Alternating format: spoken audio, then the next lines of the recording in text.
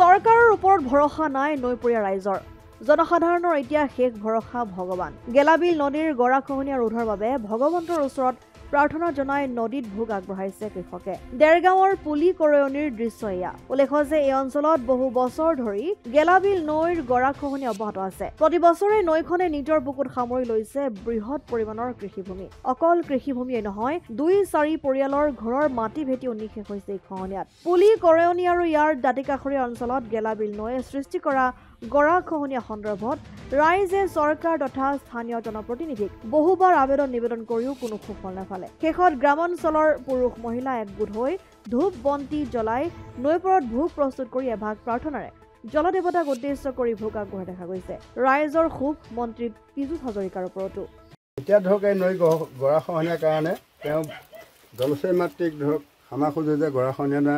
হ'ব নালাগে তেওঁ এৰি পেলাই দুটা চাইডে যাবগৈ লাগে নহ'লে আমাৰ অসুবিধা কি আমাৰ ঘৰ দুৱাৰ যাবলগীয়া হৈছে ঘৰ দুৱাৰ যাবলগীয়া হোৱাৰ কাৰণে ধৰক তেওঁক সেৱা অৰ্পণ কৰি পেলাই ধৰক ভোগ দিব খুজিছোঁ তেওঁ আৰু কি কৰে কি মিলে তেওঁৰ ওপৰত কথা নতো আমাৰ দেখা নাই চৰকাৰটো আজি বহুত দিন ক'লোঁ ধৰিলোঁ চৰকাৰটো কোনো নাচালেই এতিয়া কি কৰে চৰকাৰৰ কথা তাকে আমাৰ ধৰক আৰু মনটো ভোগ চোগ দি ক্লিয়াৰ চৰকাৰক জনাইছোঁ বহুত মানুহ মাটি বাৰী গৈছে মাটি বাৰী যোৱাটো গ'লেই আৰু ঘৰ যাওঁ হৈ আছে গাঁৱত যাওঁ হৈয়ে আছে ঘৰ দুৱাৰ যাওঁ হৈয়ে আছে এই বাঁহ গ'লেই গছ গ'লেই তাৰ কাৰণে চৰকাৰক অনুসূচিত জাতি ব্যক্তি আমি সদায় নদীৰ কাষত বসবাস কৰা বুলি আচলতে সেইটো আৰু লিপিবদ্ধ আছে সেই হিচাপে মই ক'ব বিচাৰিছোঁ যে হাজাৰ বিঘা মাটি নদীৰ বুকুত যা গৈছে কিন্তু আমাৰ অনুসূচিত জাতি সংৰক্ষণৰ পদত মন্ত্ৰী হৈ থকা যে পীযুষ হাজৰিকা ডাঙৰীয়াই এই বিষয়টোৰ ওপৰত কিয় আচলতে গুৰুত্ব নিদিয়ে মই সেই কথাটো বৰ মানে দুখ লাগে মই এটা কথাই ক'ব বিচাৰিছোঁ যে পীযুষ হাজৰিকা ডাঙৰীয়া আপুনি অনুসূচিত জাতিৰ এজনী ব্যক্তি অনুসূচিত জাতিৰ ৰাইজৰ কাৰণে আপুনি কিয় মাত নামাতে আপুনি মাথাউৰিৰ কথা চিন্তা কৰে মাথাউৰি মানে য'ত যেনেকৈ মাথাউৰি নহ'লেও হয় সেই ঠাইবিলাকৰ কথা চিন্তা কৰে অনুসূচিত জাতি বসবাস কৰি থকা নদীৰ কাষত বসবাস কৰি থকা মানুহখিনিৰ কাৰণে আপুনি কিয় চিন্তা নকৰে সেইকাৰণে মই ক'ব বিচাৰিছোঁ যে অনুসূচিত জাতি ব্যক্তিৰ ওপৰত অত্যাচাৰ কৰিবলৈ দিয়া নহ'ব সেইকাৰণে আজি ইয়াত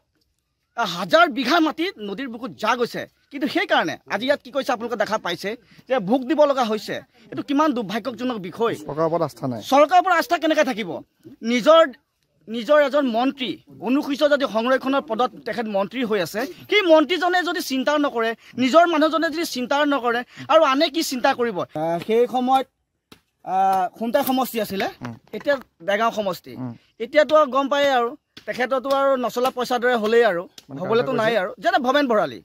এতিয়াতো দেৰগাঁও সমষ্টি ভৱেন ভৰালী MLA হৈ আছে যদিও তেখেতে এটা নচলা পইচাৰ দৰে হ'ল তেখেতে ক'তনো কৰিব তেখেতে এই সমষ্টিয়ে এতিয়া তেখেত সংৰক্ষণৰ পদত তেখেতে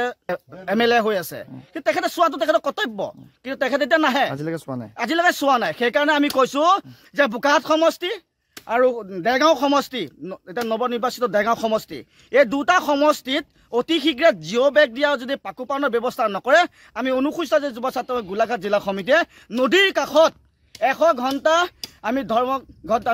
আমি আজি ঘোষণা কৰিছোঁ দেৰগাঁৱৰ পৰা ইন্দুভূষণ মহন্তৰ ৰিপৰ্ট অসম আদিত্য।